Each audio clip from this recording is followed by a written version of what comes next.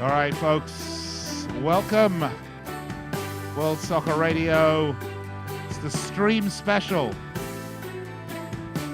It's our Premier League preview special as we get ready for the holidays, for Christmas tomorrow.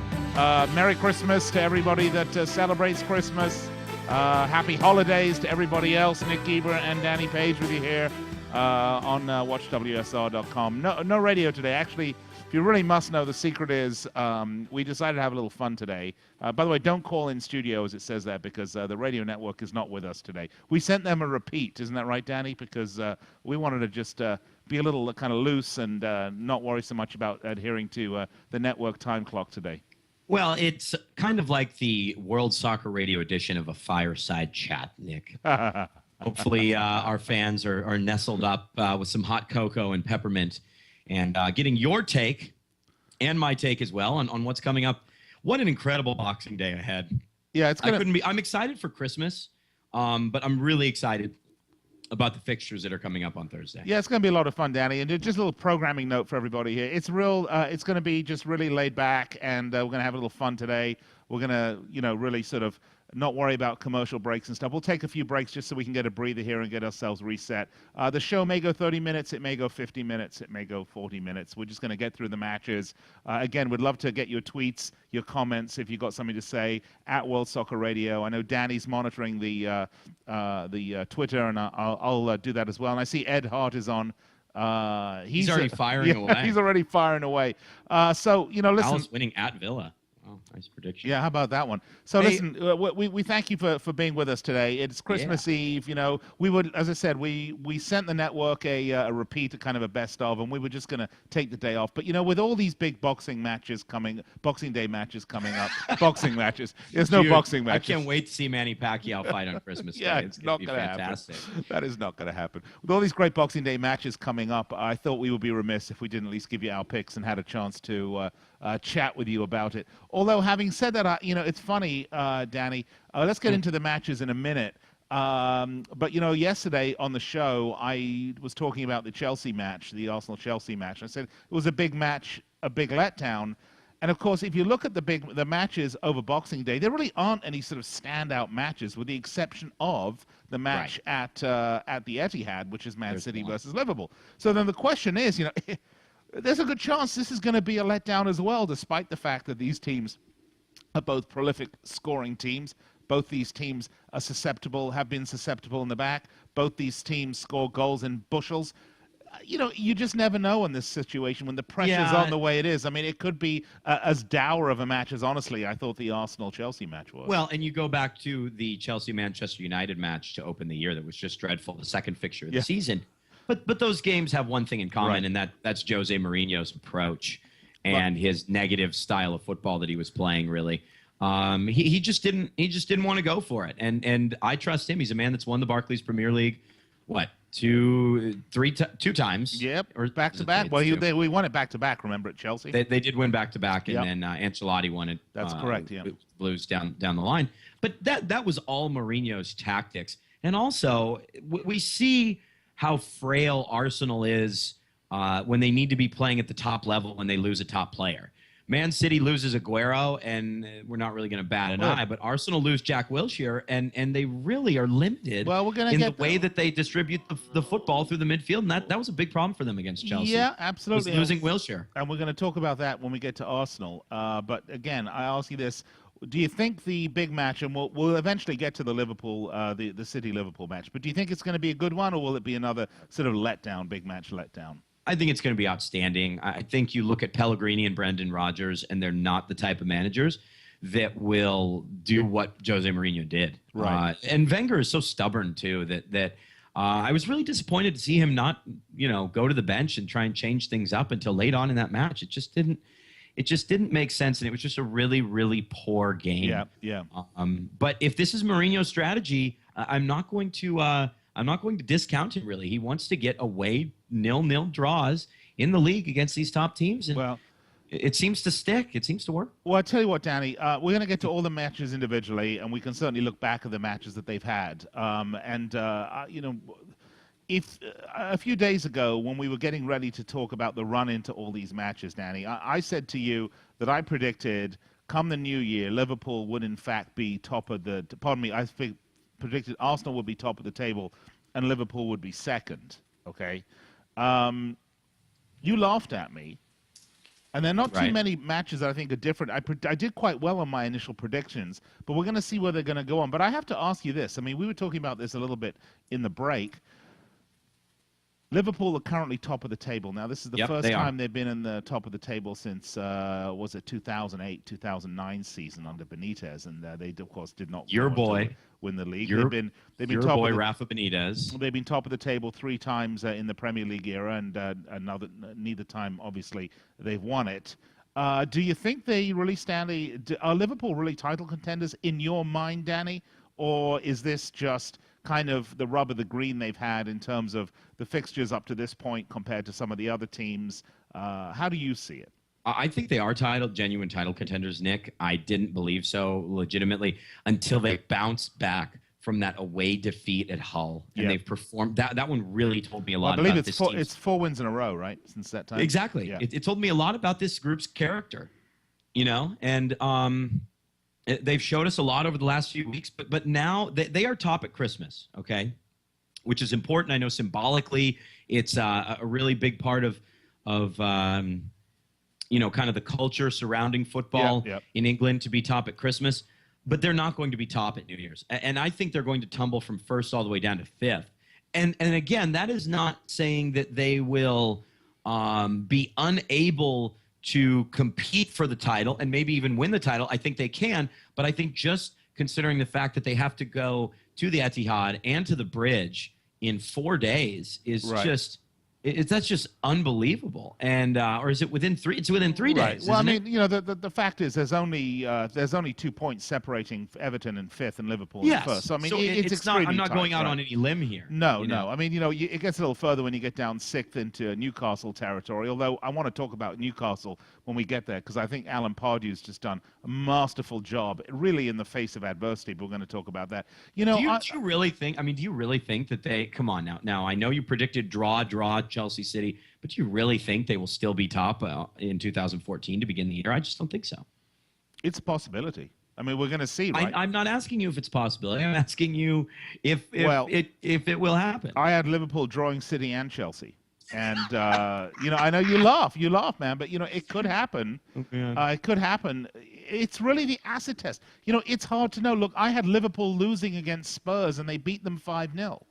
Yeah. So, I mean, it's not that I've got these blinders on. I just know how these big matches come up. Look, if you telling me that Chelsea, with Mourinho's strategies of taking, Different strategy. They're at different home now. strategies. They're Well, at home. I know they're at home, but it's not so much home and away. It's the teams that they play he has slightly different strategies for. He's going to try to blunt Luis Suarez as much as he can, which means they're going to have to play much more of a defensive front. And I tell you, I don't think Chelsea have the cutting edge they need to break down Liverpool, even though defensively I don't think Liverpool are that great. So, and if they do break them down for 1 goal, I could see Liverpool scoring a goal again. So, I mean, I don't think that Chelsea match is going to be particularly interesting. The question becomes the Man City match. Can Have Liverpool you hold watched them? them play at home?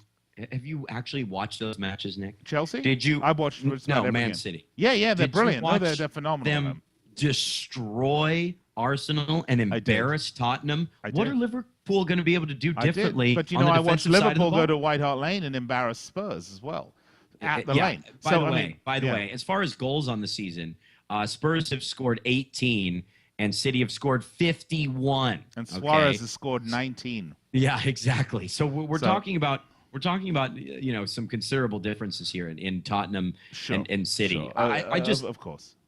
I don't think anyone will get a result at the Etihad this entire year. Well, Everton did. I think they will win. Did you hear me? Oh, did they get a result? Yeah, I think Did they? Everton got a draw at the Etihad, right? Oh, that's right. Not anymore. This was it.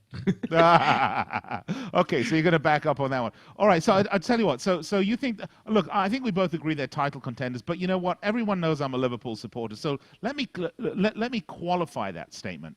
I think Liverpool are as much of a title contender right now as Arsenal are, as Chelsea are, and as Man City are, No, and really no. to a degree as That's Everton the are. And I'm going to tell you why.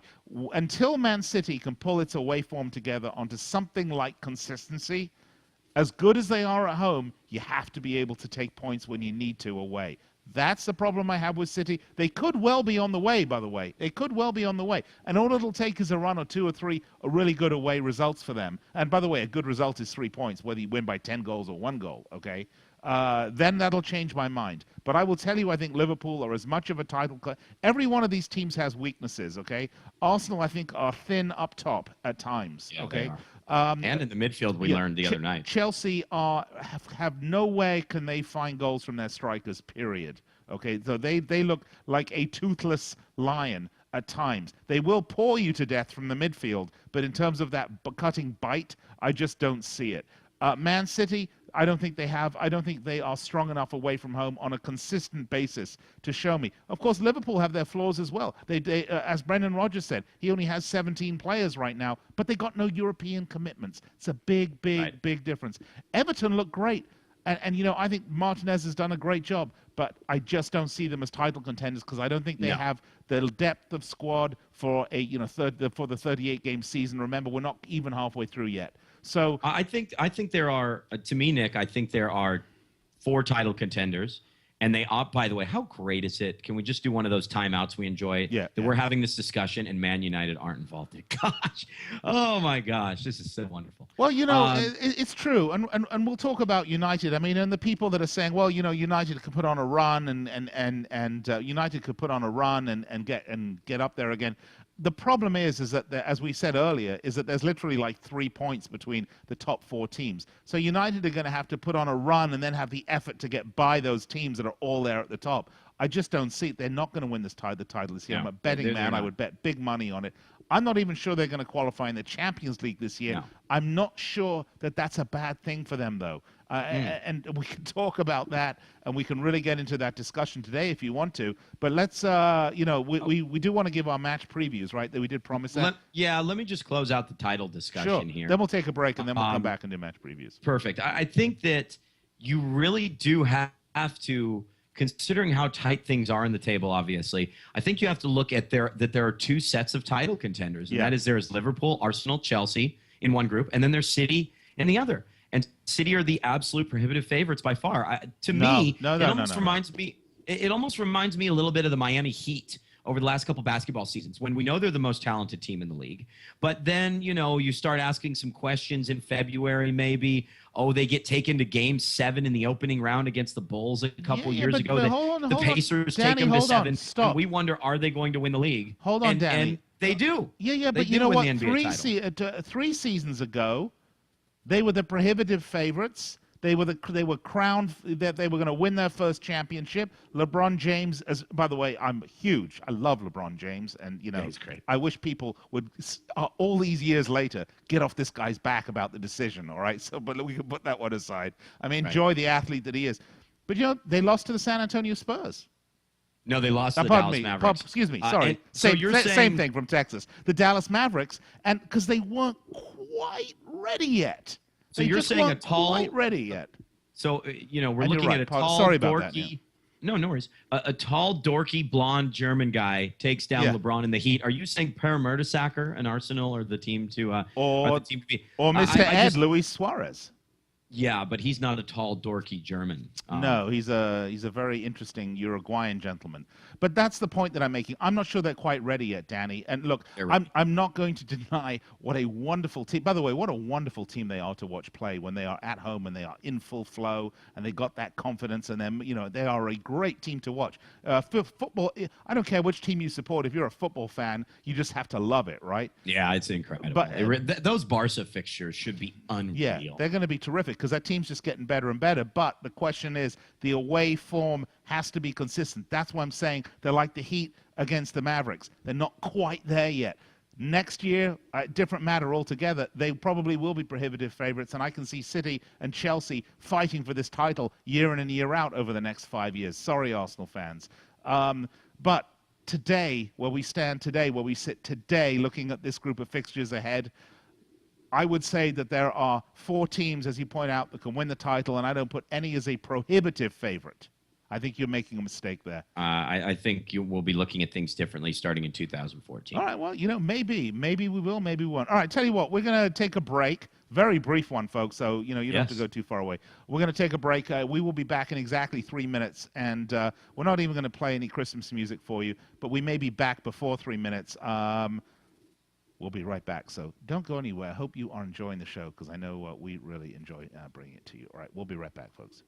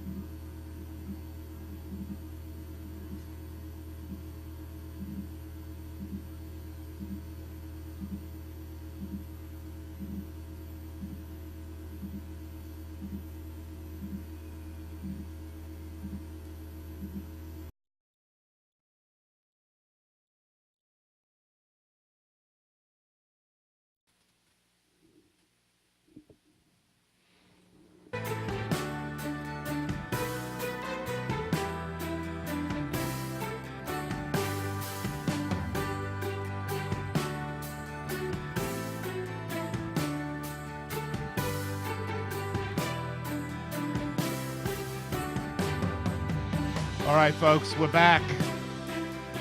Yeah. World Soccer Radio on Watch WSR today. No sports byline, no American forces, none of that. We don't have to listen to that ridiculously stupid newscast with those idiots at the top of every hour. I can really say how I feel, Danny, right now. Because it's Wow. Christmas. I feel like I'm having a catharsis, a cathartic moment. Is that how your Christmases are?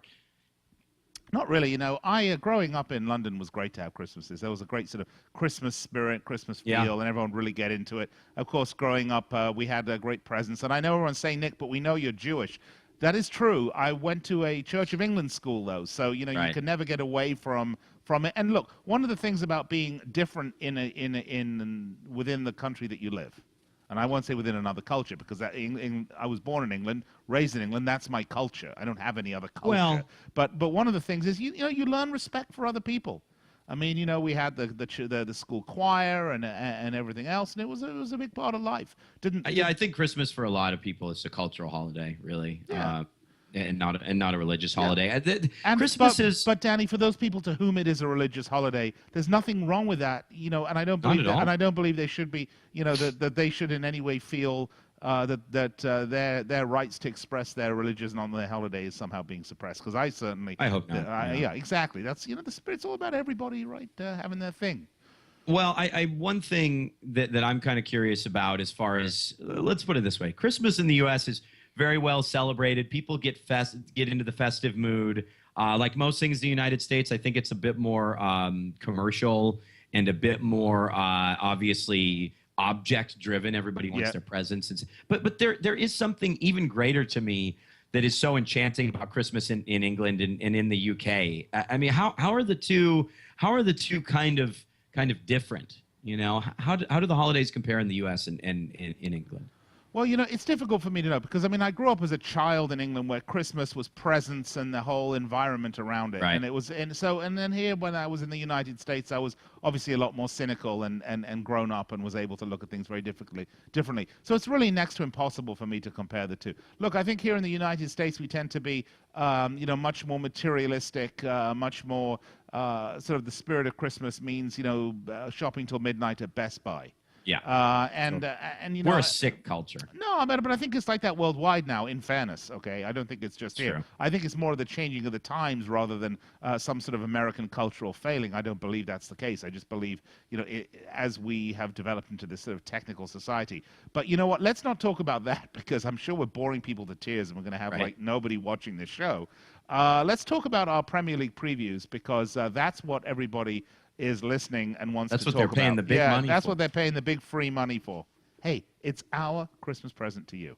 Okay, let's You want to start. throw out the Twitter account, by the way? Yeah, let's do that. Want to hit us up on Twitter at World Soccer Radio. He's at Nick Geber. I'm at DPage805. Let us know your thoughts on what we're bouncing around here.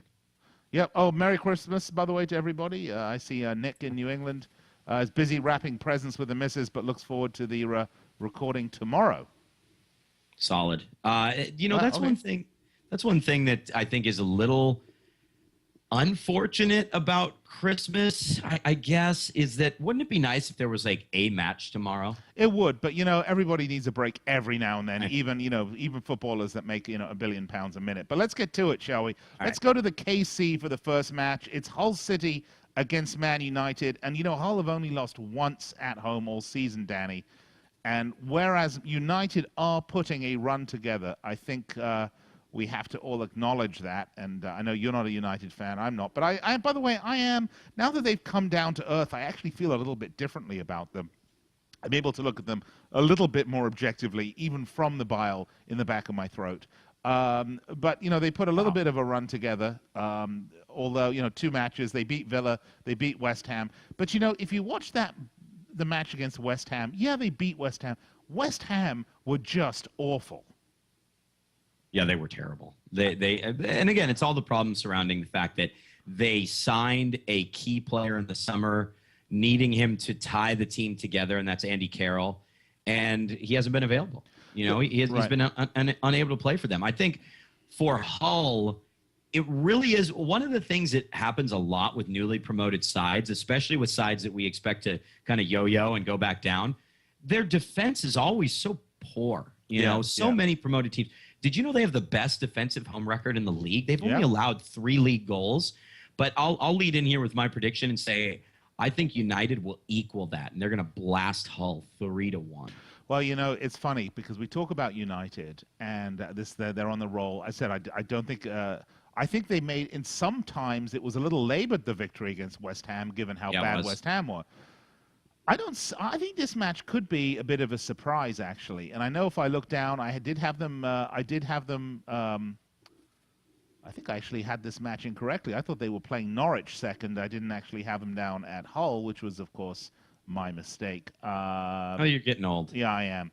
But, when I look at United, the things they have going for them are they are finding the width in their game again, because that's always been United's strength, are their wingers. This is a team that is built around wingers and driving the ball wide and bringing it in and having people to carry it through. They're finding that width again, and that's something that they've been missing. I think they're getting used to David Moyes. They're getting used to his idea.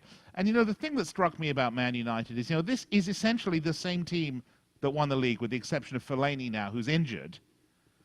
So really, it's on the players. This isn't on David Moyes. Are you telling me that having Big Daddy there made that much of a difference to these players? I think it did. Yeah, well, no, it might have, and maybe that was showing maybe some mental weakness, but I think they are finding their strengths again. Of course, Nani is injured now. That's not good news. I'm actually going to go for a draw here. Okay. Fair enough. Not because I harbor a great hatred for United, but because I think Hull City's home record is phenomenal. And I still think United haven't met a team with that sort of defensive abilities yet recently. And I think Hull City are that team. So I'm going to go for a draw. And I'm going to say this is a 0-0, quite possibly. Got to pull it out. For some reason, and this season, we are not keeping a record of it. I have been horrible in predicting Hull matches. Just completely off the mark. And why I think I'm like lending myself back to the Phil Brown Hull team where United would embarrass them 5-0, I think, in 2 games. And let me just say, I absolutely love what Hull have done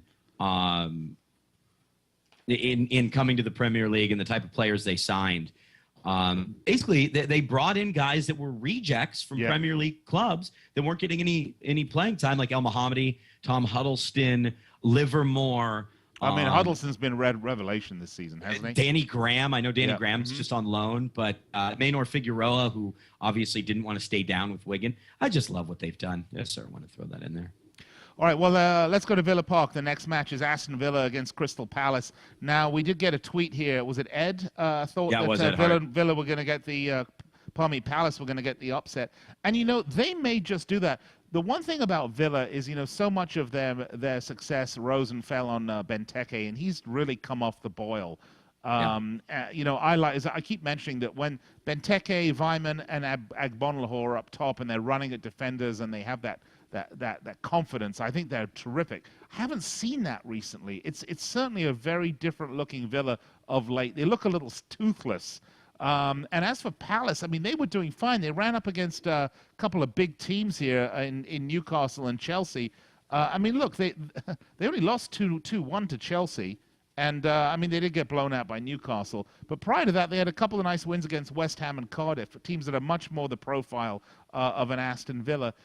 It could certainly be an upset, but, I'm going to go again, Danny. I'm going to give another draw for this one. Yeah, I think that's a fair result. I would actually, this would tend to be my 0-0 draw of the week. I think it's always good to predict one. Here's the thing about Villa. They've had some really strong results this season, a couple of nice wins. Obviously, the one that sticks out is the win over Arsenal at the beginning of the year. But there's an issue of late with goal scoring with this Villa team, as you said. The Weimann, Agbonlahor, Benteke trio has not been as strong, obviously, as they were earlier in the year. In 4 of their last 5 home matches, they have been unable to score. And yes, they sit 13th in the table right now, but we're not going to be talking about them being anywhere but in the bottom quarter of the table, being in 16, 17, 18, 19, 20, if they continue to fail to score at home. And they're going to be right back in it like that. This is a really important game because they're playing one of the, tied for the poorest team in the Barclays Premier League as far as away form. Palace have 3 away points along with Sunderland. This is a big one. They desperately need a win here, and they need to get on the score sheet. I'm just not sure it's going to happen. I'll go 0-0. I think we've given as much time. We've given probably more time to this game than it will have combined viewing hours on the NBC streaming platform, because that's where it is. Agree? I'm not going to watch it. I agree. Yeah. I'm not going to. All right. Shall we go next match? Let's move along. This one is at the Cardiff City Stadium. It's Cardiff against Southampton. It's an interesting match because Southampton have been a little woeful of late. I mean, they lost to Tottenham. They drew Newcastle. They did get a draw against Man City. But then they lost Villa, Chelsea, Arsenal. I mean, they haven't won in a while. But Nick, we said that, remember? Yeah. They were due to come down a little bit. And, Cardiff is such an interesting team for me because they did lose the last match, obviously 3-1 against Liverpool. And they've had all this stuff going on with Malky Mackay. This is at home. I see the fans coming behind Malky again now that he's supposedly going to be there, at least for the foreseeable future. I think the fans are going to make a statement. And by the way, how nice was it to see at Anfield all the fans, Liverpool fans included, so serenading and applauding Malky Mackay. I know you and I believe firmly that a guy who comes into a squad, who buys a team like Vincent Tan, who essentially saves them, because if it wasn't for, let's not forget, if it wasn't for Vincent Tan, there wouldn't be a Cardiff Football Club right now. So let's not forget that. Let's not vilify the guy. Let's accept the fact that he might not really understand the English football mentality and what clubs mean to supporters. He certainly doesn't. I mean, with his statements about how, they can go support someone, they can go die now. I mean, these were very silly statements that he made. Clearly, this man doesn't really understand the nuances of owning a football club. But again, don't vilify him, Cardiff fans, because without him, you wouldn't have a club. Well, remember that we were criticizing him for really running Malky Mackay out of town, for sacking him. But Vincent Tan did something a lot of these mega-rich, ego-filled businessmen would not do, and that's that he listened to the press and to the court of public opinion. And while he probably will still sack Mackay at some point, he has taken a moment to say, maybe I have been a little bit of an idiot. No, I don't think that's the case. I think he's taken a moment and understood that maybe I do need to worry about what the fans think, and maybe I should be concerned about trying to keep them happy, at least on a, at least on a sort of visceral level, because they at least on a base level, because the fans are so visceral with their passion of the team, and he's learning that, and that's a good thing. I actually think the team's going to respond. I like this. I think Southampton are going to win Cardiff are going to win this game, and I think it'll be another feather in Malky Mackay's cap. And you're right, he is going to get fired. And I will say this, Cardiff supporters, I'm sorry for Malky Mackay. I don't think he's done anything wrong here. I think this is Vincent Tan feeling his oats. But you have to look yourself in the mirror, Cardiff supporters, and understand if Vincent Tan fires Malky Mackay, he's not putting that 20-year-old Russian kid in charge. He's going to go out and bring in another manager, another big-name manager. Who wants to manage for him? I know, but who's going to cost him a lot of money. So the guy's putting the money where his mouth is. He may be a little misguided, but he's certainly putting the money where behind his bid. So I think that's it. So who do you have winning this game? I like Southampton to get back on track. I think the only reason they've struggled to get results is because of the teams that they were playing. I mean, look at the run of fixtures. It was Arsenal, it was Chelsea, it was City, so on and so forth. So I like them to win 2-1 away in Wales. All right, we are going to take a breather. I'm going to drink some more of this foul-looking iced tea that I keep drinking here. That's brandy. Yeah, Danny's going to go check in with his parents, make sure he can stay up late tonight. And well, it's Christmas Eve. I'm supposed to be at my parents' I know. house, Nick. Well, if you go downstairs, Danny, you might find your dad putting on his Santa suit, and then you'll realize that Santa's maybe not real. All right, we'll be back after this. No, you're joking.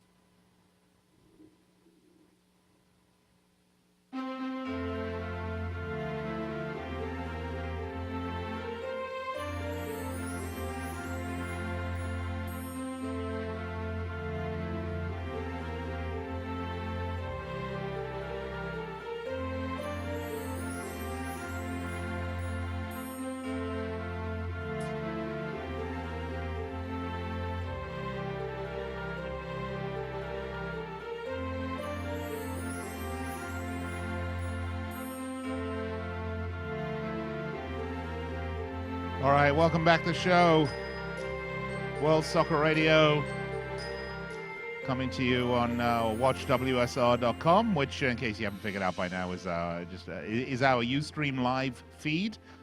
We want you to use Watch WSR if that's how you find us, because we will move around to the best streaming platform we can at whatever different time. Anyway, Nick Ebert, Danny Page with you. And if you do listen to the show when we are doing our simulcast on network radio, and we love to do that because it's fantastic. We get to talk to American forces and all the affiliate stations. I think we clear like 45 affiliate stations of the Sports Byline Network in our time slot. So it's we have a very wide distribution. It's great to do it. We love to do it.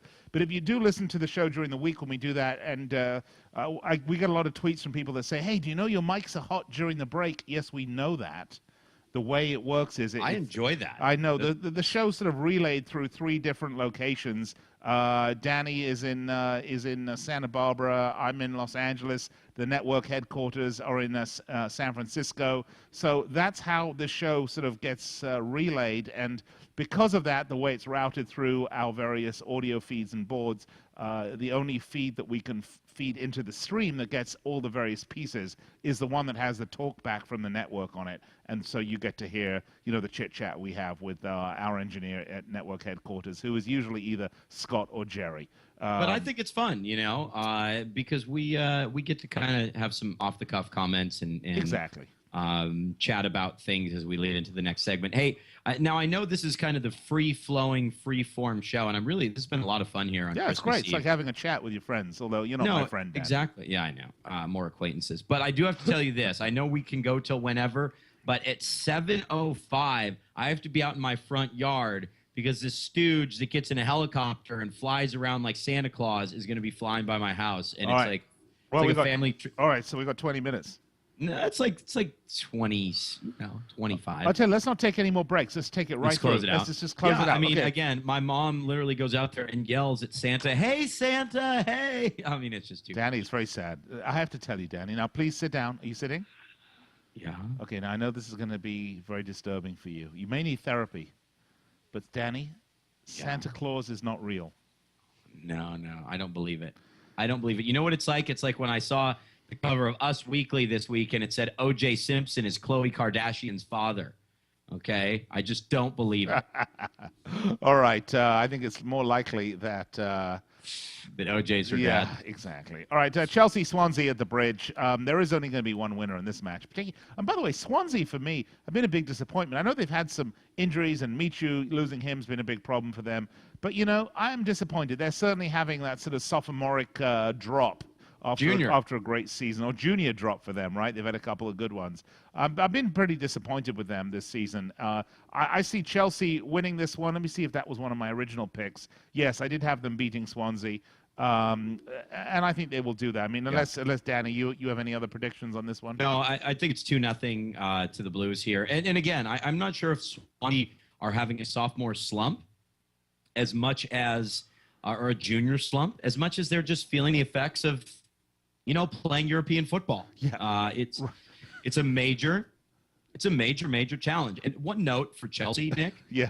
Sorry, what? I'm just laughing because who wants to finish fifth? Everton don't want to finish fifth. They don't have the squad. Don't want to. Newcastle doesn't want to finish fifth because they don't want to do that again. Europe was a disaster for them. Swansea, look at where they are now. Wigan, look at how much that hurt them down in the Championship. Yeah. I mean, it is like a kiss of death. You have to be a team that can handle, that has a squad, a Champions League level squad to really handle the Europa League, like Chelsea, for example, when they won it last year. It's so hard. It puts so much stress on these teams. It's almost like, that most teams want to go 1, 2, 3, 4. They'd rather finish 6th than 5th. No, there's no question about it. It really is an unfortunate position to be. I would like to point out that when you look at the Barclays Premier League table, 2 of the top 5 teams are managed by former Swansea managers. Yeah, how about that, huh? Interesting. That is pretty incredible. Yeah, I mean, it's a great proving ground. I mean, it's a great place. Clearly, I think Laudrup's a great manager. Do you? I love Laudrup. I think he's a fantastic manager. I really do. I mean, look, Roberto Martinez I didn't rate, but, he's proven me wrong.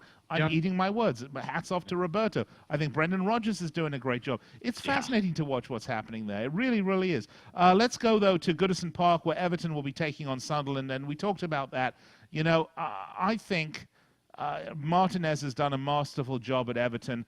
Danny, we did a whole show on the fact that we asked our Everton becoming a lone haven, and they certainly are. And I think as good of a job as Martinez is doing, and I have them winning this match, though, even though Sunderland, have had a couple of draws on the bounce, and I think they're overdue for a win, by the way. The last win they have, we have to go all the way back to their 1-0 victory against Manchester City, Danny. Right. I don't see them winning this match. I think Martinez has done a great job. But again, I think Everton are a great team for now. But anytime you're building a team with players like Deulofeu, who's injured, unfortunately, Right. and Romelu Lukaku, when those players perform for you and do so well this year, they won't be with you next year. So you're going to have to go out and find those type of lone players again next year that can make that type of big impact. And that is really hit or miss. Hit or miss. Yeah, it is hit or miss. Although, I think they can set themselves up as a lone haven. And part of the reason is that Martinez brings an attractive style of football as well. I obviously like Everton to win this game. Romelu Lukaku has 3 career goals in 2 league appearances against Sunderland. Obviously, Sunderland's away form is incredibly poor. It's the worst in the league. I like Everton to win this going away 3-1.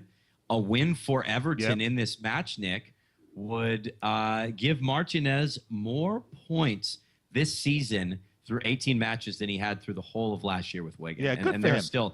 There are still 20 games Good to for go. him. And I, for one, I'm just thrilled for Toffee fans out there. Yeah. Because, and I just love the attitude. They were really skeptical of Martinez when he came in, but they are just loving the attitude that he has this team taking. And, Scousers have such an interesting and great outlook, I think, on life and reality. And they're just loving watching this team play and gambling every game, gambling for the win. No cagey strategy, no cagey tactics with Martinez. He's just out there, and he's out there to get 3 points. And if you lose 3-0, so be it. If you win 3-0, great. Whatever the score is, he's not going to pack him behind the ball and try to eke out a point. That's just not what he does. And they're loving it because they get it. They're not a top 3-4 team year in and year out. They have their moment, and they're going to go for it. Entertaining football. Love it. Want them to win. They will win this one. I'm pretty damn sure. Couldn't agree more. All right. You look at some of the recent results, the win over United, the draw with Arsenal, they've been fantastic. I know we've got to move along, Danny, because Santa's going to be a knocking for you soon. Yeah. St. James's Park, Newcastle, Stoke, and Newcastle hats off also to Alan Pardew in the face of all this trouble, in the face of having a director of football thrown at him who's clueless. So clueless. Basically, after signing this extended contract, the ownership was trying to get him out the door after last season. I think he's done a fantastic job, and he has vindicated his French signings, and that's who the core of this team is. This is a French team at core. They're great to watch. I love them. They're going to win. And against essentially a managerless, managers. I'm looking at the next game. They're going to win this game against Stoke, who, even though they're finding a little bit of something now, I still don't see them winning in St. James's Park. I was really critical of Mark Hughes going into this year, and I think we both kind of said, why would anyone ever hire this guy? But he's done a nice job. He really has. Without a doubt. And by the way, I mean, since the loss to Everton, it's been 4 results on the bounce. I mean, they've had 2 draws, 2 wins. How a team comes back from a big loss like that tells you a lot about the team. No question. But I don't think Stoke will win this game. I like Newcastle to win 2-0. You know what the funny figure in regards to Newcastle is, Nick? That I think it's outside of Lyon.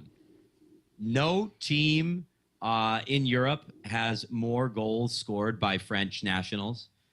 To me, that's just a really interesting statistic and figure. It is one of the French sides, obviously, that has the most goals scored by French players. I believe it's Lyon, and then the second most goals scored by French players is for Newcastle. Pretty funny stuff. Yeah, fantastic stuff. All right, next match. Let's have a look. What's up next? It is Norwich Fulham. Yeah, let's go to Carrow Road. Norwich Fulham.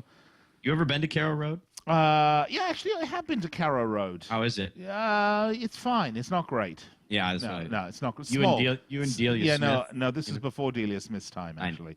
Not great. And, Norwich are another one of these teams. They're not great either. Well, another one. I mean, they got thumped by Liverpool 5-1. and the response has been good. They beat West Brom 2-0. They drew Swansea. They drew Sunderland. I don't know. If I mean, Sunderland is a good result. yeah, but Fulham are just awful, aren't they? I mean, Fulham are just awful. I don't know what to say. Norwich are going to win this. It's at home. I'm going to go a 1 or 2-0 victory for Norwich. I like Fulham to bounce back with Muhlenstein and win this match 1-0. Really? Bounce yeah, back I like think you did so. against Man City or Everton? Totally. Yeah, This is a different beast. They competed with City for a while. They there. did. You know, yeah. they really did, and I think they're going to start to feel a little bump now with Muhlenstein jumping on board here and leading this group of players. They didn't want to play for Martin Jol because nobody wants to play for Martin Jol. That's true. He's another manager. Why Gold does he member. I mean, he's gold member, isn't he? He You is remember gold that show, Yeah. that film? I like Austin gold, Powers. the look of it, the feel of it, the smell of it. That's Martin Jol right there. That's a really good impersonation. Thank you. I worked hard on that. Yeah, Norwich over the long run. I love Chris Hughton. I think Chris Hughton's a great guy. Yeah, and I the do worry pressure, about them over the long run, though. Yeah, and it's nice to see they did get some results after that big loss, and the pressure's really off Chris Hughton. And you're right, I like Chris Hughton. I think they're a good team. They don't spend all that much money. I think they're a good, solid team that's going to be sticking around. And I don't see them getting the drop at this point. I think that belongs to Sunderland, Fulham, and possibly Palace. Although I think West Ham could be down there West Ham might be in threatening. there. I'm threatening excited to the drop. see. I'm excited to see Dempsey join up with Fulham because he really needs to get back in the swing of things. He's Now- going to do anything for us this summer. I don't know. Will Dempsey be playing this game? Will he? No, he's not eligible till the first. till the first. Okay, that's what I thought. Yeah. I mean, he could probably be on the team sheet on the first. I don't know if that means he will. Excuse me. You're right there, Danny. Yeah. Yeah, I'm right. Okay. But a it little too means much he eggnog. could be on the team sheet. Too much eggnog. Too much eggnog and brandy. You should never drink when you're on air. That's what I thought. All right. So I've got Norwich winning this one. How about you? You got Fulham. I like Fulham 1-0. You like Fulham. Okay. I like Norwich 2-0. All right. Tottenham, White Hart Lane. It's Tottenham versus West Bromwich Albion. It's a fairly managerless Tottenham with Tim Sherwood against a managerless West Bromwich Albion. Yeah. Tim It's Sherwood was interesting. permanently appointed. though. Yeah, Tim Sherwood has been permanently appointed on an 18-month contract. He's going to see out this year. He has next year. I like that, Daniel Levy. But, of course, the cynicism here is he's obviously waiting for one of his bigger managers to come up. And, I keep thinking in the back of my mind, the guy they're waiting for is our friend Jurgen Klinsmann. I don't keep think so. I keep thinking that he's waiting to see what happens in the wake of the World Cup. Just maybe, just maybe. We'll see. But maybe Tim Sherwood will get it done. I like what he did the last match. He played Adebayor. Adebayor has responded in a big way. I think we're seeing really the shortcomings of AVB through just this last match alone, where Tim Sherwood mixed it up, got a result. AVB much too conservative, much too set in his ways. However, I actually think this match is going to be a real test for them for some reason. They're either going to do really well and Sherwood's going to be carried around on everyone's shield and feted with a grand parade, or else it's going to be egg on his face time. Yes, there's no question. Daniel Levy likes someone. He just kind of, Tim Sherwood is his latest and greatest, perhaps, marionette. Yeah. He just likes to sit above Sherwood and kind of hold out the little puppet strings. And that's the kind of guy that Daniel Levy wants in there and likes to have in there, is someone that he can just sort of play, really. I guess I'll take Tottenham in this match. I do hope they start Jermaine Defoe, though. Defoe is the 5th all-time Premier League leading scorer on Boxing Day with 6 goals. Yeah. And I think Defoe should be out there starting. Really, if AVB was sacked because of the fact that he would not play, he refused to play Adebayor, frankly, it just kind of shows his stupidity and stubbornness a little bit. Well, doesn't it? Especially when your strikers aren't scoring. I mean, Yeah, exactly. I mean, when Soldado, for as good of a player as he could be, he's not. He's garbage. He's garbage right now, and I think he will come around, but he's not there now. So I mean, if you ask me which But- North London striker would you rather have starting, Soldado or Nicholas Bentner, I would say Bentner. Well, yeah, it's That's interesting. Jose Mourinho is a firm believer that players coming to England need a full year to adapt. And I know we've Unless you're someone like Aguero or Eden Hazard. or a Suarez, right? Where you just drop in and Right. start scoring goals. But those players are few and far between. As good of a player as Soldado, I think he's going to take. Just we keep saying this about Spurs. Just give him a bit of time. But anyway, so who do you have winning that one? I like Spurs to win 2-0. Defoe to get his 7th Boxing Day goal. All right. Well, I don't know who's going to win. It's going to go one way or the other. But I mean, either way, if it's great. I mean, how's that for my prediction? It's going to go one way or the other. But Yeah, what I like about it is Sherwood's either going to be a hero or he's going to be a complete tool at the end of it. He's just going to be another AVB. Failure if he loses this match. I think it's unfortunate. I think it's very unfortunate. That's kind of like this show. Yours truly, hero, Mr. Geber, complete tool. All right. Thank you so much. It's Christmas. Nice. Merry Christmas to you. Merry Christmas. All buddy. right. Arsenal, West Ham. Arsenal, West Ham. How about this 1-1. one? Upton 1-1. Park. No way. draw. Come on. London derby. West Ham are garbage. Absolute, total, and utter garbage. Arsenal going to do the business here. Get 3 points. Be at the top of the table. That's just the way it is. I mean, if you're telling me you see West Ham getting points here, Danny, you're drinking you're drinking too much eggnog. No, I haven't had any eggnog this entire holiday season, which is just appalling. No, I think they're going to draw here. I like West Ham to get a result. I just have a feeling. Really? I just have, wow. Yeah, I just have a okay, feeling. Folks, you heard it. Danny says West Ham are going to get a point at Upton Park against Arsenal. Before we move on to the next match, which we've already actually spoken about a little bit, Right. And let me point out, I know Arsenal Please. have lost away to City and they lost away to United, but you know they beat Swansea away, they beat Palace away, they beat Cardiff away, they did get a draw against West Bromwich Albion away. Their away record really is actually pretty good, and West Ham. They have one win in their last 6 matches at home, and that was against Fulham. Yeah, I like to live dangerously. You're living I think you're living stupidly. I mean, that's just a bad prediction.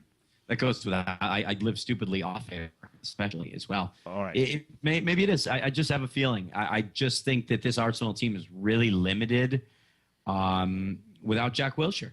That's the biggest thing to me is they just aren't the same team without Jackie Boy. All right. I hear you. I've made some I think you're wrong. I think if they were playing Man City or Liverpool or Everton or any one team that really has some teeth, maybe. But they're playing West Ham United, who don't have a striker, do they? They don't have someone who can score goals. What about Carlton Cole? Oh, Carlton Cole. They're playing a team that scored 14 goals in 17 games, has a -8. Not going to happen. 3 goals in 3 Boxing Day matches. Okay, Like that. well, maybe they score 1 goal, but Arsenal will score 3. Yep, Okay, because they have managed to 1-1. concede 22 goals. All right. Finally, to the Etihad, where we've been talking about this throughout the whole show, on and off. The big match, obviously, of Boxing Day, and it is the latest match, the later day, the last match of the day, the big one. It's Liverpool visiting City. There's a lot riding on this for Man City, and I think in many respects. I think there's more for Liverpool. No, I don't think so, because I think while Liverpool supporters like me are sort of whispering about the possibility of a title, I think Brendan Rodgers really has been tasked just with a top 4 finish. If they don't take the points here, it's fine. I think Man City have to win. This is a must-win game for Man City. Yeah, I guess so. I think City are so strong that eventually their quality will shine through. They have 35 goals in 8 home matches, and I don't see how this can really be a draw, as you predicted earlier in the week, or was that late last week? I think that Liverpool would have to score 3 goals or something. Well, like when that. you have I just Mr. don't know Ed in your lineup, you can do just that. I just don't know if they're going to be able to. What kind of scoreline do you see? I think that with Henderson bypassing a lot of the midfield with these long balls that he makes to Suarez. He's been great, by the way. I think that we may suss out maybe some speed issues with City's defense. We will see what happens. Henderson's been terrific. We will see what happens. City are a great team. This incredible prognostication, Nick. We will see what happens. Thank you. No, exactly. Could go anyway. I just don't know. But I just have a gut feeling this is a draw. I'm likely to be wrong, but I'm going to say draw here. And what's that? Scoreline? What's scoreline going to be? It's going to be surprisingly low. It's going to be a 1-1 or a 2-2. City 4, Liverpool 1. Easy. And again, this has very little to do with Liverpool and their ability. I get that. I get that. It has everything to do with City and really what an incredible group they are and how they perform at home. Again, to me, the title race, it doesn't even seem like a race to me. I think they're going to run away with this thing coming Really? up in the next couple months. Even here. though right now Man City are third in the table. I mean, I love this. People By a were, point. I mean, they're just a point Yeah, back. all right. Well, folks, that is going to wrap it up.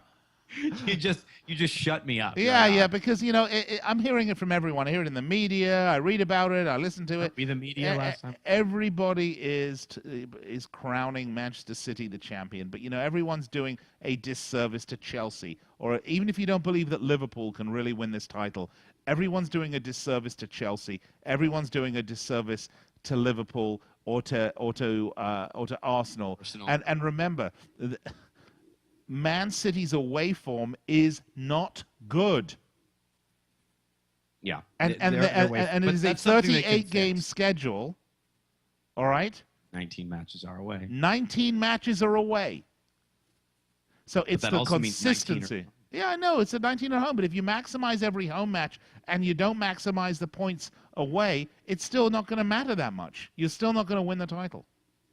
You can't win every home match and only win 1 out of every 3 away matches and win the title. Yes, but I just think that they will begin to win these away matches as they did last week. As they did last week. Yeah, they did. They certainly did. Let me ask you this. I'm sorry. I'm saying, hold on a second. You're right. They beat Fulham 4 goals to 2. They conceded 2 goals against Fulham. Well, Dimitar Berbatov only smoked 1 pack of cigarettes, Fred. Come on, Danny. This is exactly what I'm saying. That's not beating Fulham. That's not championship form. Beating Fulham, beating West Ham. I mean, everyone talking about Man United going on a run. I thought they made really, really hard work of beating West Ham, who are an atrocious team. So, you have to look at that. And, yeah, I love Man City at home. Are fabulous. And they will be fabulous on Boxing Day. I'm sure of it. But to crown them sort of presumptive title winners when they have this really big question mark about their consistency away from home is wrong. When they put together a 4 or 5 game winning streak away from home where they're not laboring against teams like Fulham, then I'll believe that they're going to win the title. If not, don't count out teams like Chelsea. Don't count out teams like Arsenal. And, maybe, just maybe, you don't count out Liverpool. But, I think it's probably more likely that one of those other teams will win it.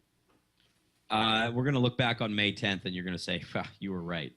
No, I'm not saying they're not going to win. City will have clinched the title 3 weeks prior. If they put together a run of away victories, then that's exactly what they will do. But I haven't seen it. This would be a very different match. You're right. This would be a very different match if it was at Anfield. Yeah, right, exactly. We would be looking at it entirely differently, which isn't the other end of this one coming up in January, I believe? Is. Yeah, it is, exactly. It's going to be a big match. Really Again, 19 games at home, 19 games away. You can't look at the home record as fabulous as they have, and they've been outstanding at home. Yeah. You have to look at both sides of the equation. Otherwise, you're just looking through blinders. A team like Chelsea that's maybe iffy, that maybe has some inconsistent results home and away, but puts together a better away package than City could stand just as much of a chance. It's just mathematics, right? Yeah, I suppose so. All right. It's also you also have the eyeball test, and I think City they're going to. Well, they look beautiful when they're playing. They're great looking. Going to be a good match. I actually think it's going to be a draw, and I don't think it's going to be that exciting of a match. But that's just me, Danny. I have a wonderful, wonderful holiday. Very quickly, you too, bud. Yeah, tell our viewers today, because there's no listeners. It's all on viewing today. Viewers. Yeah, tell our viewers today what the schedule is for us here, because I don't remember. I'm old. Yeah, we have a pre-taped show coming up tomorrow. And I shouldn't say pre-taped. I should say it's a best-of show, Nick. And we will take you back tomorrow to May 9th, one of the greatest days of Nick Geber's life, the greatest Christmas gift anyone could ever receive, the retirement of Sir Alex Ferguson. We're going to listen to that episode again coming up on May 9th. Nick and I will be back live on the 26th and 27th with comprehensive coverage of Boxing Day, and then another Friday set for Premier League previews. We'll have a full Premier League wrap coming up next Monday. The 30th. On New Year's Eve, a pre-taped, I shouldn't say pre-taped, I should say best of show as well, as we replay our World Cup draw special. And then once we hit the new year, live shows. As always, I will be out on New Year's Day. Nick, you're on your own on that I will not on my own. I'll be joined by Nick Webster will be joining me on New Year's Day. Oh, all right, really? Yes. Sorry, it's like the one day of the year when I have to focus on American football. There we that's go. What all right, so So that's what we got going. Danny, it's been great this year. Really enjoyed Thanks, it. man. And, happy holidays, and we'll see Sure. you on the other side. Merry Christmas to you. Merry Christmas to our listeners. If you're not of the Christian faith, happy holidays to you. Yes. We love doing the show. We hope you really enjoy what we're bringing you. Every weeknight, 9 p.m. Eastern Time, whether you're watching on Ustream or listening on the radio, what have you, that's where we are. It's 5 days a week. We've got big things happening. Big things are going to be coming up with this show over the next year. So stick with us, folks. We think you will love it. So let's get some Christmas music in the background. How about that? I Let's don't do want that. a lot Here we go. for Christmas. There Now, what's this one? This is we did that one. Let's do a little different. There we go. Yeah, all right. All right, so for me, Nick Here you go, Geber, watch it, and Life. Danny Page, we wish you a very, very Merry Christmas. Have fun. Don't drink and drive. Enjoy your No. family and friends. Do not drink and drive. That's right, Danny. And we will speak to you after Christmas on Boxing Day when we will break it all down for you. Cheers. Merry Christmas, guys. In a one-horse open sleigh, o'er the fields we go, laughing all the way. Ah, ah, Bells ah. on bobtails